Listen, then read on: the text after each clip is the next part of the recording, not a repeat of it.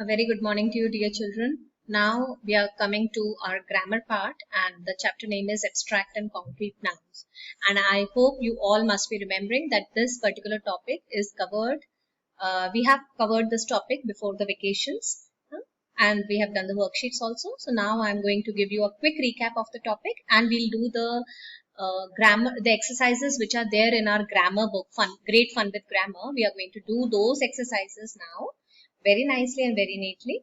Firstly, I'll give you a quick recap of the topic that I am taking up. So everyone is going to listen to Pushpanjali ma'am carefully and try to recall what we have done before the vacation. So the topic name is Abstract and Concrete Nouns. Clear? Concrete nouns. Nouns can be names of people, animal or things. These are nouns that can be seen physically. These are called concrete nouns. Now, what are concrete nouns? Concrete nouns can be seen physically. We can touch them. We can see them, right? So, anything, any particular thing or people or animal which we can see and which we can touch or not touch, but at least we can see them physically. These are called the concrete nouns. Clear? For example, theatre, bench, policeman, kangaroo. So all these things, they can be seen physically. You can see a theatre, you can see a bench, you can see a policeman, and you can see a kangaroo, and they can be seen physically. So these are all the concrete nouns. These are the examples of the concrete nouns. Now coming to the topic, abstract nouns. Nouns can also refer to relationships, qualities, ideas, theories, feelings, states of being, etc. Such nouns are called abstract nouns. Abstract nouns cannot be seen, touched, heard, smelt, or tasted. So abstract nouns, you cannot see an abstract noun. You cannot touch, you cannot hear, you cannot smell, you cannot touch, taste. So abstract nouns cannot be seen. Only concrete nouns can be seen physically, but you cannot see, hear, or smell, or touch, or taste an abstract noun. Clear? For example, happiness. Happiness can only be felt. You cannot see happiness, you cannot touch happiness, but happiness can only be felt. Bravery. Again, it can be felt. Pain. Again, it can be felt. You cannot touch the pain, you cannot see the pain, but you can feel the pain. Luck. Right? So all these things, they cannot be seen, touched, heard, or smelt, or tasted, but we can just feel them. We can just feel them. And these words, they come under the category of abstract nouns. Clear? Noun forms of adjectives or verbs are usually abstract nouns. Noun forms of adjectives or verbs are usually abstract nouns. For example, brave, the abstract noun is bravery. Silent, silence. These can sometimes be made by adding ity, ness, ence, and tion at the end.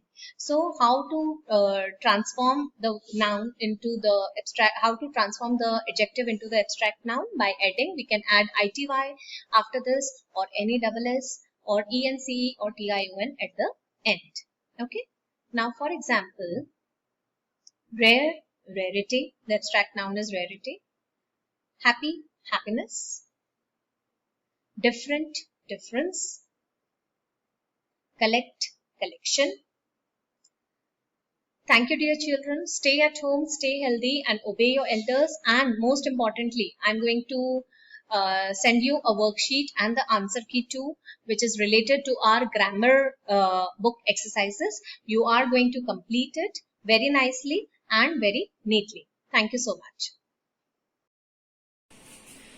Hello dear children, good morning, and I am Pushpanjali ma'am and I am your English teacher.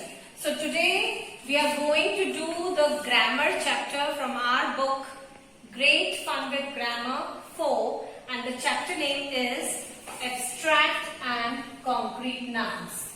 So you are going to open page number 8 for the exercise. But before that, we are going to give a quick revision on what are abstract and concrete nouns. Now, what are nouns? What are nouns?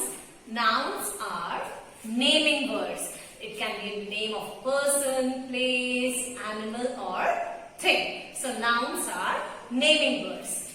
What do you mean by concrete nouns? Concrete nouns can be seen physically. Like we can see them. We can touch them, we can see them, and those things are seen physically. So these are the concrete nouns. Abstract nouns. Abstract nouns, they represent their feelings, the theories, the states of being, the emotions, etc., which we cannot see physically, but we can feel it. We can feel it, right? So these are abstract nouns. Fine. Now open page number 8. Before that, you are going to keep with you a sharpened pencil and an eraser. Okay? And you are going to do the things along with me. The handwriting should be wonderful. Correct formation of letters should be there. Now, when we are opening page number 8, we can see it's written, write whether the underlined words is a concrete or an abstract noun. Now here in this exercise, few words are underlined. Like in this, dentist is underlined, here honesty is underlined, kittens is underlined, and luck is underlined. And we are supposed to judge whether they are concrete nouns or the abstract nouns. Okay? So now to start with, my mom is going to visit the dentist today. Now the underlined noun is dentist. Dentist can be seen physically. We can see the dentist. So what is it? It is a concrete noun. So write down CN. Dentist is a concrete noun. Honesty is the best policy. Honesty is underlined. Now, can we see honesty? No, we cannot see honesty, but we can feel that. Right? We can feel that. So, honesty is an abstract noun. It is an abstract noun. Right? Now, the kittens look very cute. The noun that is underlined is kittens. Now, kittens can be seen physically. We can see the kittens, we can count them, and we can very well find out, we can very well trace that these animals are kittens. Fine? So, kittens is concrete noun. Okay? We wished him luck for his cricket match. Now, luck cannot be seen when you move out to play something, or when you move out to give your practice sheet or test sheet. Your mother and father, they always say all the best, best of luck. So that luck or all the best cannot be seen, it can just be felt. So luck is an abstract noun. Now dear children, there are few other sentences which are also mentioned in this exercise. Pushpanjali ma'am is going to discuss only these 4 sentences. Fine. Now the rest of the sentences you are going to do at home. Just think whether we can see that particular noun physically or that particular noun can just be felt. If it can be seen physically, it is concrete noun. You are going to write CN. And if it cannot be seen physically but just can be felt, it is an abstract noun and you are going to write AN against it. Okay? Everyone must have exercise that we are doing on page number 8. The second exercise says, write the abstract nouns of the underlined adjectives. So here, there are few adjectives that are underlined and we are going to transform them into their abstract forms. A brave soldier. Fine. So the abstract form of brave is bravery. Make sure the letter formation is correct and your handwriting is neat and tidy. The abstract form of brave is bravery. The second part is a rude person. Fine. So the adjective is rude. Now the abstract form is rudeness. Fine. And innocent baby. The adjective is innocent and the abstract form is innocent.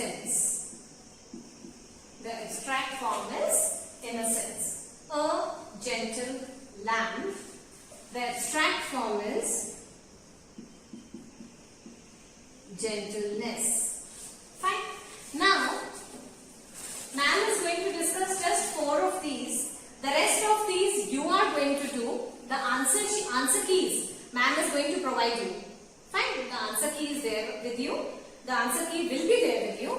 But first, you are going to attempt the remaining part and then you are going to verify your answers with the help of those answer keys. Okay?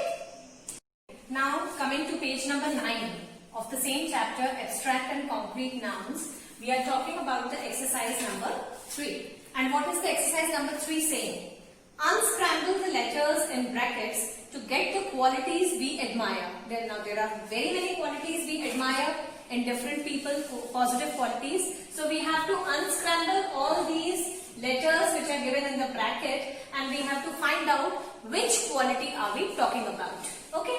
Now the first one, it says he likes to share what he has with others. He likes to share what he has with others. Now, we are going to look at this clue and what quality can we make out?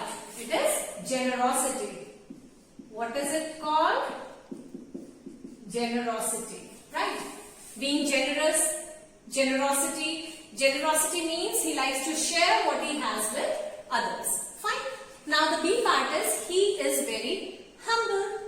So what quality can we make out from this from these letters? Humility. Fine.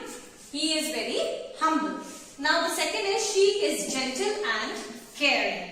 And the quality is unscrambled here and we are going to solve it. It is kindness. Fine. Ma'am is going to discuss just 3 parts of this question. Now the remaining 3 parts, the answers are available in the answer sheet. But first, as Pushpanjali ma'am told you, first you are going to attempt yourself without looking at the answer sheet. Then try to verify whether you are correct or whether you are wrong. Only then you will be able to understand the concept of the chapter clearly. Fine. So you are going to complete this chapter's exercise very nicely, very neatly, and remember one thing. Pushpanjali ma'am is going to check this chapter, check this assignment. So better you write it down in a very neat handwriting and do it properly. Okay? Bye.